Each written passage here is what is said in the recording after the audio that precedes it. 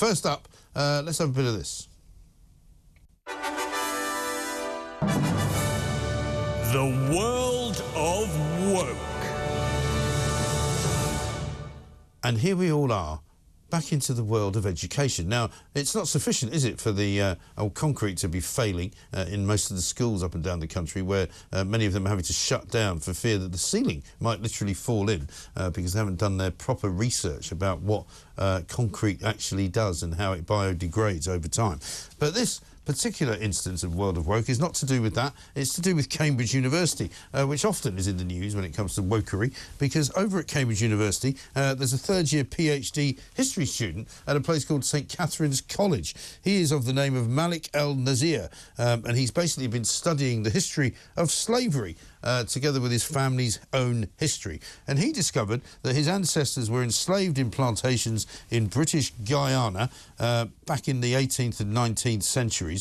And he's decided that a large amount of the wealth from slavery was brought to Liverpool by Samuel Sandbach and his business partners. Al Nasir claims he was pressed to remove a reference in his work to an MP, because what he's basically said is that the MP, whose name is Antoinette Sandbach, formerly an MP for Cheshire, is a descendant of one Samuel Sandbach, and he reckons that, you know, he should have mentioned her name. Now, the big row that's going on is that she, quite rightly, is saying that she was threatening legal action with Cambridge University, saying, why the hell have you named me as a descendant of merchants who enslaved your ancestors? Doesn't seem very right, doesn't seem very fair, particularly given that you haven't actually given any context for it.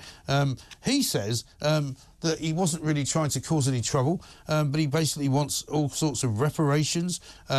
She has said that she's instructing solicitors and considering a formal complaint. Her concern is that his research had ignored British women's legal positions in the 19th century. She also said that she does not think that he should be able to have the right to besmirch her name in such a way. He, by the way, has said that he's an historian of 18th and 19th century slavery, not a historian of women's suffrage. I mean, she's basically saying that he's got no business getting into it. I mean, all of this stuff is all a bit highbrow, isn't it, at the end of the day? Sure, there will be academics who want to look into what happened during slavery, but the problem for me with all of this is that slavery goes both ways.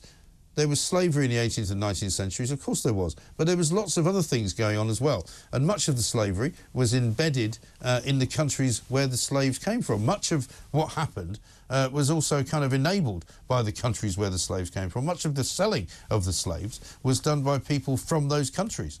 So let's not have a one-sided argument. Let's not make all white people somehow responsible for slavery in Britain, because there were lots of other countries involved. France was involved. Belgium, of course, was involved as well. And let's not forget the involvement of Spain and Portugal. You know, Europe, as a general rule, was involved. But the trouble with all of these stories is that somebody wants their pound of flesh, somebody wants to blame somebody else. They can't just look at something in an historical context and be happy that that's what happened. They have to have some kind of reparation. They have to have some kind of justice.